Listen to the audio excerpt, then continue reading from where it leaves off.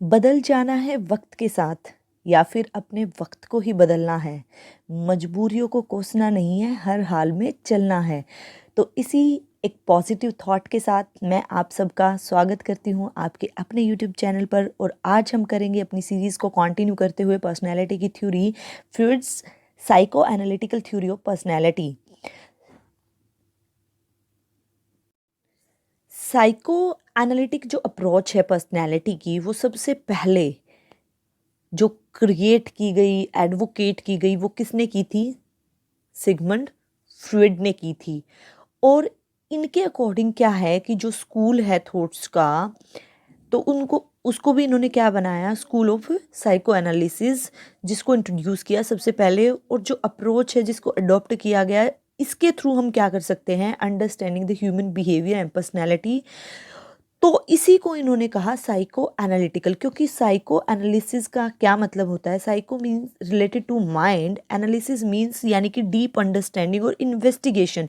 हम कहते नहीं है किसी चीज़ को एनालाइज करके देखना, यानी कि उसको प्रॉपर तरीके से डीपली चीज़ों को इवेलुएट करना। तो जो साइको एनालिटिकल अप्रोच है पर्सनैलिटी की, सबसे पहले क्रिएट की थी हमारे सिगमंड फ्रॉइड ने। तो इन्होंने 3 कंसेप्ट दिए हैं जो साइको एनालिटिकल थ्योरी है। देखिए, जब भी फ्रॉइड की बात होती है, पर्सनैलिटी की बात होती है, थ्योरीज की बात होती है, तो यहाँ पर सिर्फ 3 कंसेप्ट आते हैं और इनसे बाहर कुछ भी नहीं आता है। सिर्फ इनको तरीके से अंडरस्टैंड करने की ज़रूरत है, बस कंसेप्ट को बिल्ड करने की। फिर उसके बाद इन पे जो क्वेश्चंस होते हैं वो बहुत ही ईजी आते हैं इससे रिलेटेड। जो इंट्रिंसिक है, उसके बाद पर्सनैलिटी का स्ट्रक्चर बताया इन्होंने, साइकोसेक्सुअल स्टेजेस दिए हैं इन्होंने। तो ये 3 कंसेप्ट्स की बात करते हैं साइको एनालिटिकल थ्योरी में जो फ्रॉइड है। तो फर्स्ट हम बात करते हैं इंस्टिंक्ट। जो हमारे अंदर होता है वो एज अ डिटरमेंट होते हैं ह्यूमन बिहेवियर के, यानी कि जो ह्यूमन बिहेव करता है वो ऑन द बेसिस किस पर करता है? अपने इंस्टिंक्ट्स के बेसिस पर बिहेव करता है। तो ये 2 तरह के बताए हैं सिगमंड फ्रॉइड के थ्रू, एक तो डेथ और एक लाइफ। जो डेथ इंस्टिंक्ट्स हैं इनको क्या कहा जाता है? थैनेटोस कहा जाता है। और इसको क्या कहा जाता है? लाइफ को इरोज। तो जो लाइफ की अगर हम बात करें तो ये क्या है? लाइफ जो इंस्टिंक्ट्स हैं वो एक सोर्सेज हैं, फीलिंग है, जिसमें जिससे कि जैसे हम सरवाइव करते हैं। ऑल जो इंस्टिंक्ट्स होते हैं एसोसिएट होते हैं एक दूसरे के साथ। लाइफ के जो इंस्टिंक्ट्स होते हैं, जो फिजिक एनर्जी होती है हमारी, वो एक दूसरे के साथ एसोसिएटेड होते हैं। और उस एसोसिएशन को हम क्या बोलते हैं? लिबिडो। आपने ये वर्ड भी सुना होगा बहुत बार, लिबिडो। तो इस एसोसिएशन को हम लिबिडो बोलते हैं। लिबिडो क्या करता है? इंक्लूड करता है जो हमारी एनर्जी होती है, एसोसिएटेड होती है हमारी लाइफ के साथ, जैसे कि सेक्स है, हंगर है, हमारा थर्स्ट है। तो ये होती हैं। तो जो फ्लूइड है उन्होंने क्या कहा है कि जो लाइफ इंस्टिंक्ट्स हैं वो कलेक्टिवली है एज इरोज। ठीक है, एज इरोज की बात करते हैं। तो जो लिबिडो एनर्जी है वो एक्सपैंड करती है पूरी लाइफ तक।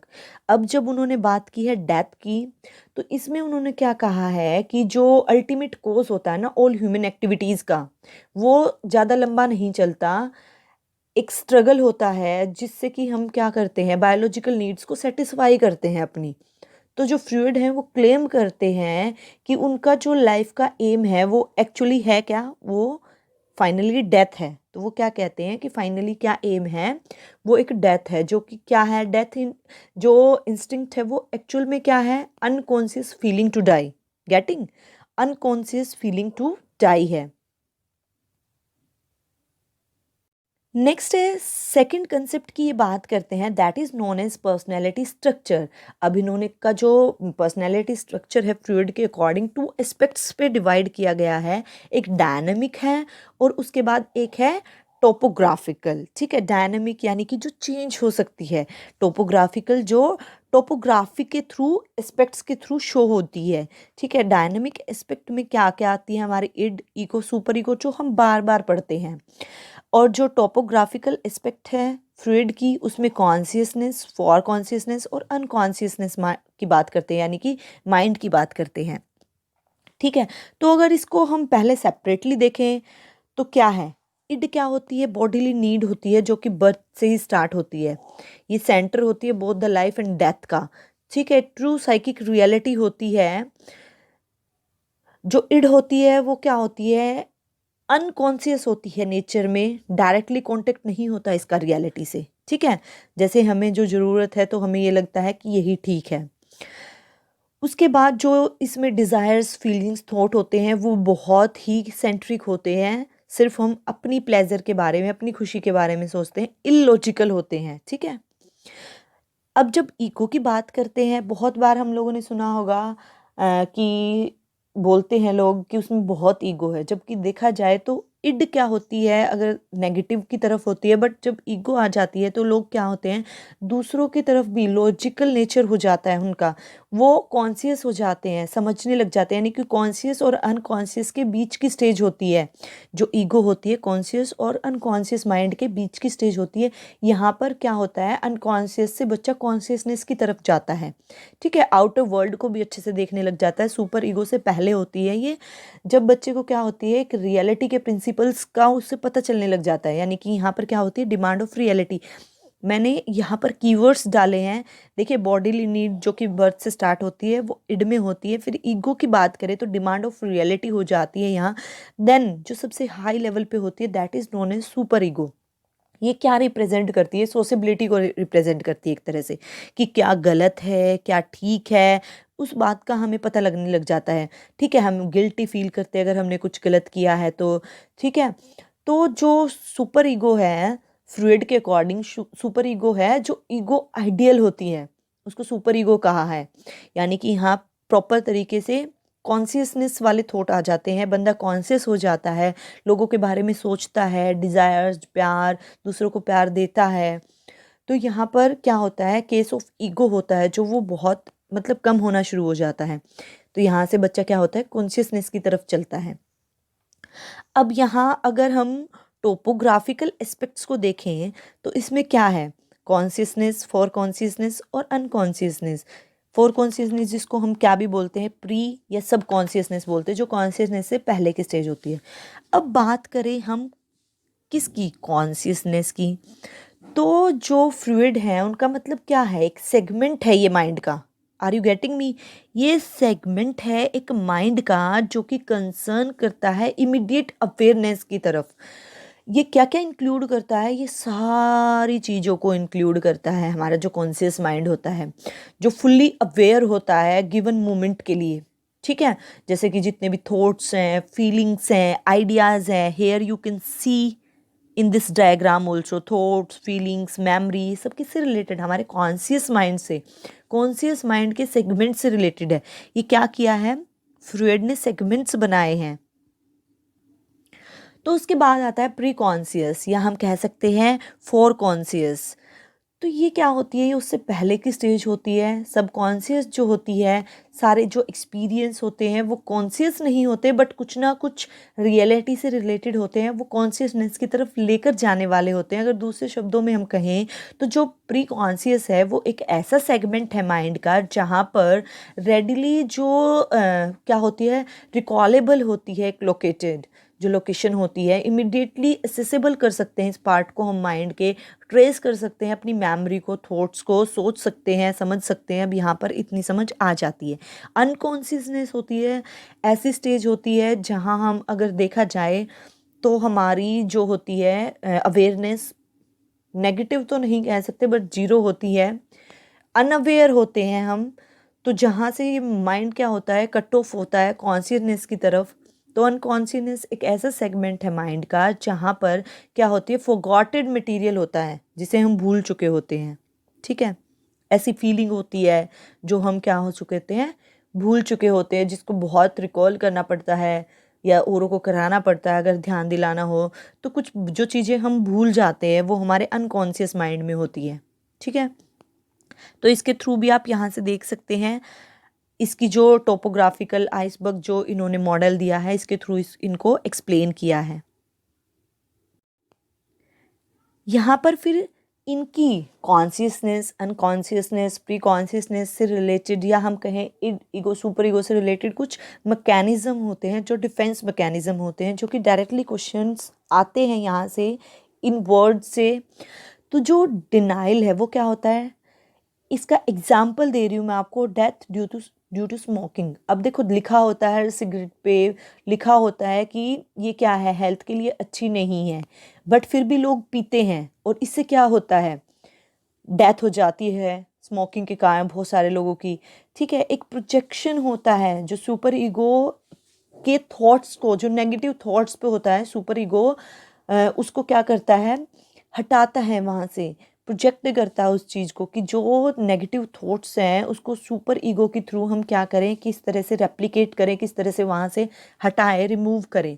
डिप्रेशन क्या होता है, किसी भी चीज़ को सस्प्रेश करना या उस चीज़ को हटाना, उसको सब डिवाइड कर देना। डिस्प्लेसमेंट यानी कि एक वहाँ से हटा के दूसरी तरफ लेके जाना, प्लेसमेंट को चेंज कर देना। जैसे कि टीचर जो हैं, कई बार आपने देखा होगा, या फिर सिर्फ एक एग्जाम्पल की तरह ले लें, या फिर एक पेरेंट होते हैं, गुस्सा तो लड़के पर था लेकिन लड़की पर निकाल दिया, पीट लड़की को दिया। ठीक है, तो ये क्या डिस्प्लेसमेंट हो गई, गलती लड़के ने की थी लेकिन पिटी कौन, लड़की। तो रिग्रेशन क्या होता है, वापस मूविंग बैक, दोबारा से उसी स्टेज पे जाना, कुछ रिमाइंड करना चीज़ों को। कई बार हम सोचते हैं, हम अपने पास्ट में जाते हैं। ठीक है, सब्लिमेशन क्या होता है, सब्लिमेशन होता है जो अपना एंग्री जो बिहेवियर होता है ना, अपने एंग्री बिहेवियर को क्या करना, एक रियल लाइफ में जो एक सोसाइटी के थ्रू एप्लीकेबल है या एक्सेप्टेबल है, उस चीज़ में अपने एंग्रीनेस को गलत तरीके से ना निकाल कर करेक्ट तरीके से निकालना। जैसे कि स्पोर्ट्स काइंड ऑफ ऐसे पर्सन होते हैं जो बहुत एग्रेसिव होते हैं, वो बाहर रियलिटी को फेस करते हुए बॉक्सिंग में क्या हो जाते हैं, इन्वॉल्व हो जाते हैं, या कहें कि स्पोर्ट्स जो है उसमें वो बॉक्सिंग को पसंद करते हैं और वो खेलते हैं ताकि उनका जो एग्रेसिवनेस है, जो सोसाइटी के ने एक्सेप्ट किया है कि बॉक्सिंग का गेम होता है और उसको देखते भी हैं लोग, एंजॉय भी करते हैं, तो वहाँ पर लोग अपना एग्रेसिवनेस निकाल सकते हैं, इंस्टेड ऑफ जो सोसाइटी पसंद नहीं करती कि लोगों को बिना किसी बात के पीट दिया। ठीक है, अपना एग्रेशन कहीं भी दिखा दिया, उसके बजाय क्या करें, ऐसे लोग जो क्या करते हैं, बॉक्सिंग को अपना एक पैशन बना लें। तो ये क्या होता है, सब्लिमेशन, जब उसकी जगह एक सोसाइटी ने जो चीज़ें एक्सेप्ट कर रखी हैं वो काम करना और अपनी इच्छा के अनुसार। अब हम यहाँ पर बात करते हैं फ्रूइड की स्टेजेस की। साइकोसेक्सुअल डेवलपमेंट की बात करें तो फर्स्ट स्टेज हमारी होती है ओरल स्टेज। ठीक है, जो कि माउथ से स्टार्ट होती है। फर्स्ट ऑर्गन जो प्रोवाइड करता है प्लेजर एक बच्चे को, आपने देखा होगा किसी भी बच्चे को सकिंग है वो सिखाया नहीं जाता, वो बच्चा सीख कर आता है स्टार्टिंग से।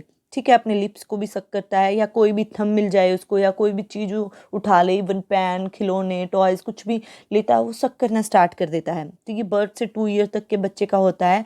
तो हर जो इनकी स्टेज है, इन्होंने हमारी स्टार्टिंग की 3 स्टेजेस में फिक्सेशन बताई है कि नियतन क्या है। यानी कि अगर बच्चा ओवर स्टिमुलेट करेगा, यानी कि ज़्यादा सकिंग करेगा, तो मे बी उसकी जो वो किस पर है, अल्कोहल का पर डिपेंड हो जाएगा, उसको एक हैबिट हो जाएगी, अल्कोहलिक बनेगा वो बड़ा होकर।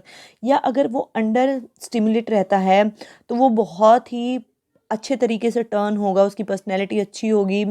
ठीक है, या फिर हम कह सकते हैं कि आर्ग्यूमेंटेटिव नेचर का होगा। अगर अंडर स्टिमुलेट हो, तभी तो कहते हैं कोई भी चीज़ ज़्यादा नहीं होनी चाहिए, कोई भी चीज़ कम नहीं होनी चाहिए। तो फ्रूइड ने अपने स्टेजेस के साथ साथ फिक्सेशन भी बताई है कि अगर इसको ज़्यादा होगा तो क्या होगा, अगर कम होगा तो बच्चे की पर्सनैलिटी, क्योंकि पर्सनैलिटी से रिलेटेड वो बात कर रहे हैं, पर्सनैलिटी से रिलेटेड वो स्टेजेस की बात करें, तो वो क्या बताना चाहते हैं कि अगर ओरल स्टेज में बच्चे की स्टिमुलेशन ओरल होगा तो वो अल्कोहलिक भी बन सकता है, अंडर होगा तो वो क्या हो सकता है, आर्ग्यूमेंटेटिव नेचर का हो सकता है, उसकी पर्सनैलिटी ऐसी बन सकती है। नेक्स्ट है हमारी स्टेज एनल स्टेज, जो कि 2 ईयर से 3 ईयर की होती है।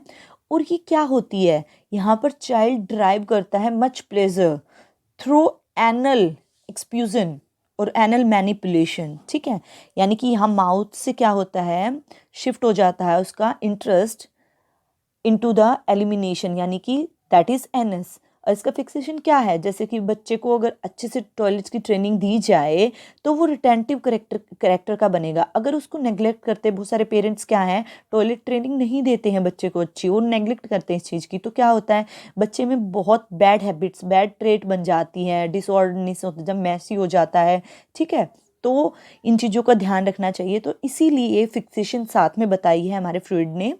तो बहुत बार ये क्वेश्चन भी पूछा जा सकता है कि एनल स्टेज की फिक्सेशन क्या है। ठीक है, या उसके जो पर्सनैलिटी के जो करेक्टरिस्टिक्स है वो क्या हैं, या ईयर कौन से हैं, या कहाँ पर होती है शिफ्टिंग, उसका इंटरेस्ट क्या होता है। तो माउथ क्या था, फर्स्ट स्टेज में होता है, ओरल स्टेज में, ठीक है। सेकंड एनल में क्या है, एनल पर शिफ्ट हो जाता है, उसका जो इंटरेस्ट होता है, डिज़ायर होती है बच्चे की, सेल्फ मैनिपुलेशन, एनल मैनिपुलेशन में ध्यान जाता है उसका। नेक्स्ट हमारा है जो कि थर्ड स्टेज है, फैलिक स्टेज। 3 to 5 ईयर होती है, यहाँ पर चाइल्ड का जो इंटरेस्ट होता है शिफ्ट हो जाता है एलिमिनेशन से जेनिटल पे, यानी कि जो सेल्फ मैनिपुलेशन है वो स्टार्ट हो जाता है। और इसके फिक्सेशन में फ्रूइड ने बहुत ही इंपॉर्टेंट की पॉइंट्स बताए हैं, ठीक है।